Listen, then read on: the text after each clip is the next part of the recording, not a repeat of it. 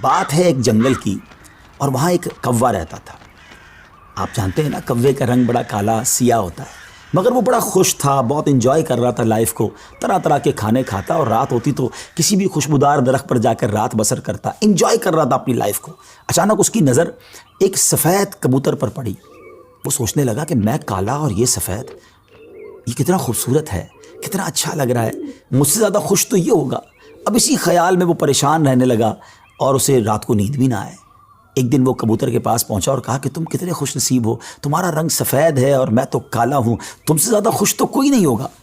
کبوتر نے کہا پہلے میں بھی یہی سمجھتا تھا، لیکن جب میں نے طوطے کو دیکھا تو میں حیران ہو گیا کہ طوطے کے تو دو رنگ ہیں، میرے پاس تو ایک ہی رنگ تھا۔ تو طوطا زیادہ خوش نصیب ہے، وہ زیادہ خوش ہے، وہ زیادہ لائف کو انجوائے کر رہا ہے۔ اب کوا کبوتر کو چھوڑ کر طوطے کے پاس پہنچ گیا۔ کہا طوطے تم تو زیادہ انجوائے کرتے ہوگے، کتنے خوش ہوگے کہ تمہارے پاس تو دو رنگ ہیں جسم پر، تمہاری باڈی بہت خوبصورت لگتی ہوگی۔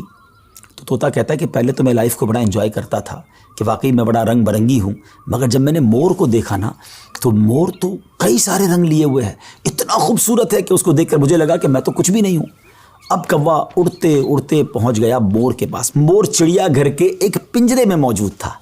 پہلے تو وہ انتظار کرتا رہا کیونکہ بہت سارے لوگ مور کو دیکھنے آئے تھے۔ جب سارے لوگ دیکھ کر چلے گئے تو کوا مور کے پاس گیا کہ اے مور، ذرا یہ تو بتاؤ تم کتنے خوش ہو، کتنے رنگ ہیں تمہارے پاس، تم کتنے خوبصورت ہو۔ مور کہتا ہے پہلے تو میں یہی سمجھتا تھا کہ ہاں میں بہت خوبصورت ہوں، مگر پھر میں نے غور کیا کہ اسی خوبصورتی کی وجہ سے تو چڑیا گھر میں قید ہو گیا ہوں، روزانہ ہزاروں لوگ مجھے دیکھنے آتے ہیں مگر میں آزاد نہیں ہوں۔ اور پھر میں نے بڑا غور کیا کہ وہ کون سا پرندہ ہے جو چڑیا گھر میں قید نہیں ہے، تو مجھے سمجھ آئی کہ کوا ہی ایک پرندہ ایسا ہے جو چڑیا گھر میں قید نہیں ہوتا، اس کو کوئی قید نہیں کرتا۔ ناظرین، کوے نے جب یہ سنا تو اسے احساس ہوا کہ میں بھی اپنی جگہ پر واقعی خوش نصیب ہوں۔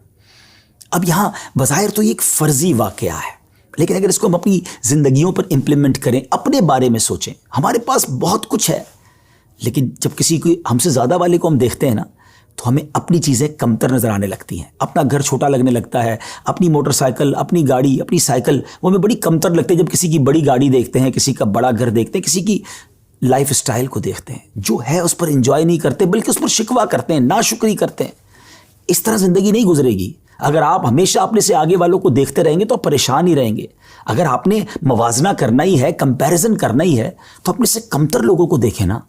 کئی لوگ بڑی مشکل زندگی گزار رہے ہیں، اللہ نے مجھے اور آپ کو بہت خوشحال رکھا ہے، جی ہاں اب بھی ہم لاکھوں کروڑوں سے اچھے ہیں، لیکن مسئلہ یہ کہ ہمیں تو آگے والوں کو دیکھ کر ڈیمورلائز ہونا ہوتا ہے۔ شکر ادا کیجئے، اور سبحان اللہ، میرے رب کا تو وعدہ بھی ہے نا قرآن میں، لَإِن شَكَرْتُمْ لَأَزِيدَنَّكُمْ، تم میرا شکر ادا کرو میں تمہیں اور دوں گا۔ تو جب آپ اللہ کا شکر ادا کر رہے ہوتے ہیں نا کہ یا اللہ تو نے مجھے کروڑوں سے اچھا بنایا، تو وہ اور عطا فرماتا ہے، آپ اور آگے بڑھتے ہیں۔ تو بہرحال یہ چھوٹی سی حکایت ہے، اللہ کرے اس سے سبق لیں، ناشکری چھوڑ دیں اور شکر ادا کرنے والے بن جائیں۔